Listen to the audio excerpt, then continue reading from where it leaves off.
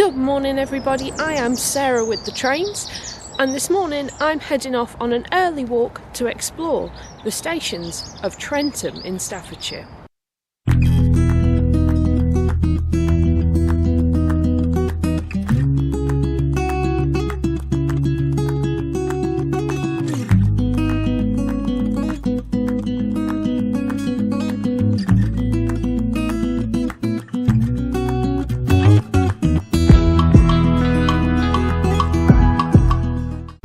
Currently standing on the site of Trum Station.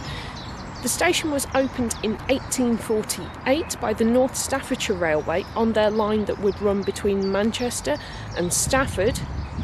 The station buildings here were redone in 1851, designed by Charles Barry, on the basis that Trentham Hall, which was nearby, was at that point the residence of the Dukes of Sutherland, so the station needed to be a bit fancier on that basis. Sir Charles Barry had actually remodelled and expanded Trentham Hall itself in the 1830s and 40s under the second Duke of Sutherland. It was, however, abandoned as a residence in 1905, and the hall was demolished between 1912 and 1913 by the fourth Duke of Sutherland. Only ruins now remain. This was by no means the only station in Trentham though. In 1910 the Trentham Park branch line opened up to serve a station at Trentham Park, or as we would now call it, Trentham Gardens. Just north of here there was a station opened up, a little halt known as Trentham Junction, to serve this line. It was never actually timetabled as being separate to the main Trentham station, as it was just a little walk from here.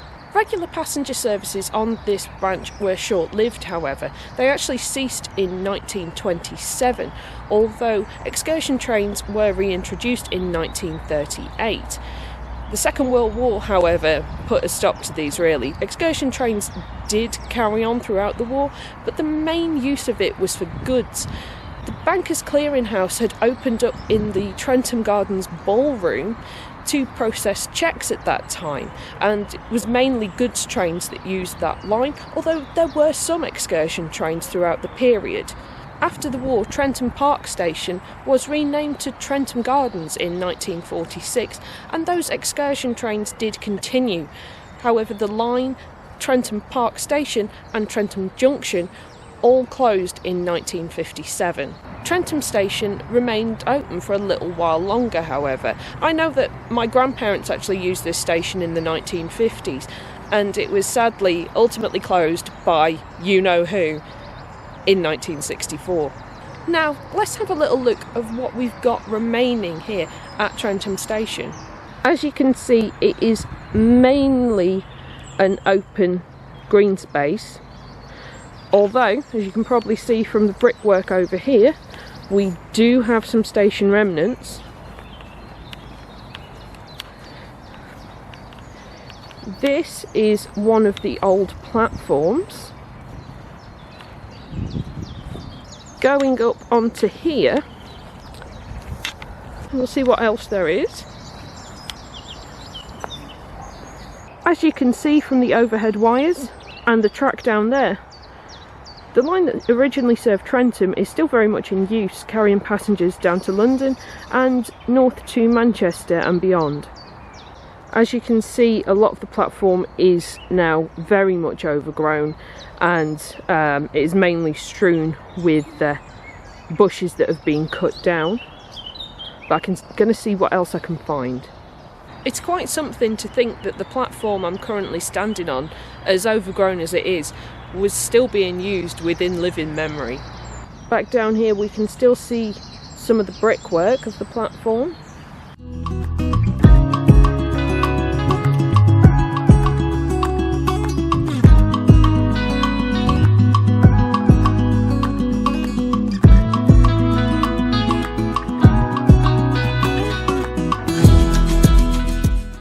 And I have now come to the end of the old platform.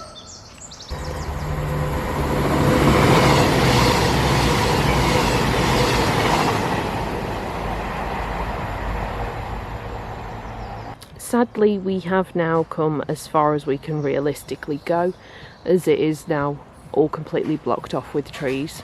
But I'm now going to nip over the road bridge and see if there's anything left on the other side of the line. Yeah, really wishing I was wearing waterproof shoes. When I get back to Norfolk, these are going to have to go in the washing machine.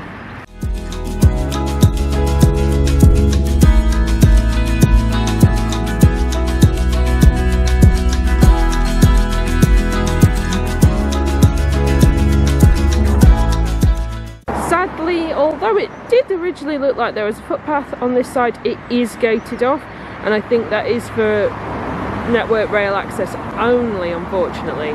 What I can do though is take you on a walk on part of the old Trentham Park branch line. Let's go. Got a much better view of the line from up here on the road bridge. In the distance I see some lights. Have we got a train coming?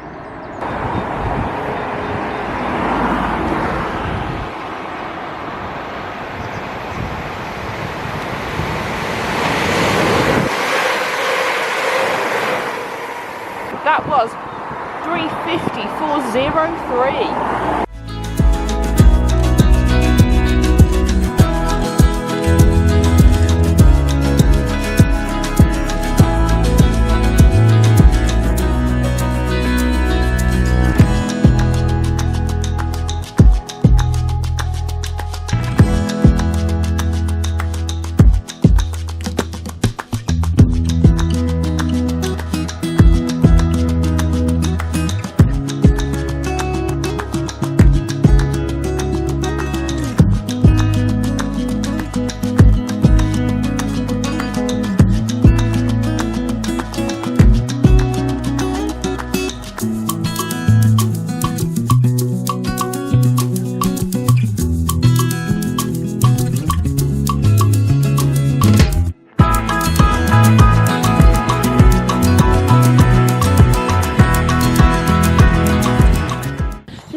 Having this walk to the site of Trentham Park Station, or as it became known from 1946, Trentham Garden Station, I will just say there was actually another station between Trentham Junction and Trentham Park.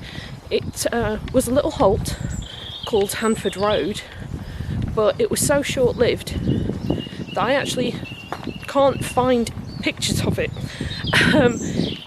It opened in 1910 with the line, but because there was so much competition from road traffic at the time, it actually closed in 1913. It only lasted 3 years. Update. Since saying that, I have managed to find a picture of Hanford Road Halt. However, due to copyright, I can't show it to you, and because it's from 1914, the image quality isn't the best. However, here's a map to show you roughly where it would have been. Now, there isn't actually a Hanford Road in the area, so why is it called Hanford Road Halt? Well, the road I've always known as New Inn Lane, and has always been shown on maps as New Inn Lane, leads to, you've guessed it, Hanford. Therefore, Hanford Road.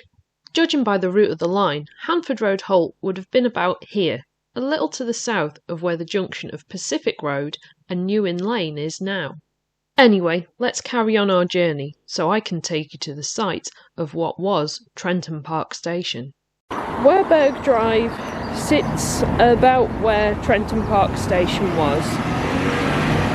This is roughly where Trentham Park Station would have been. As you can see, there's now nothing left. It is just a housing estate, which is always sad to see. Although Trentham Garden Station is long gone, I do wonder how well used the station would be these days. The redevelopment of the Trentham estate with the shopping village, garden centre and the gardens, as well as the monkey forest, is a really popular tourist attraction from people in Stoke and all over the place. Actually, when footballer Peter Crouch signed to Stoke City, one radio station asked for suggestions of what there would be for Peter to do in Stoke-on-Trent. One person suggested the monkey forest, and I heartily agree.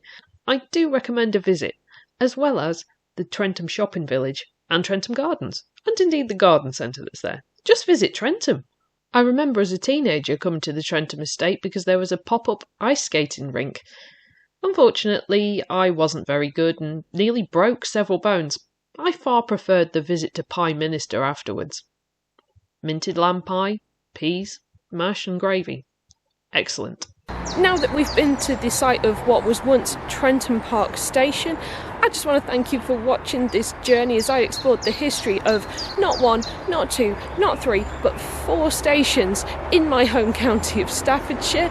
If you've enjoyed this, please do drop a like, comment and consider subscribing for more. Special thanks to all of my donors on Ko-fi and my channel members and patrons on Patreon, whose names are going to be on screen in a moment. I'm now going to head off to have breakfast because amazingly I haven't done that yet. Thanks for watching. I'll see you all next time for another railway adventure. Bye.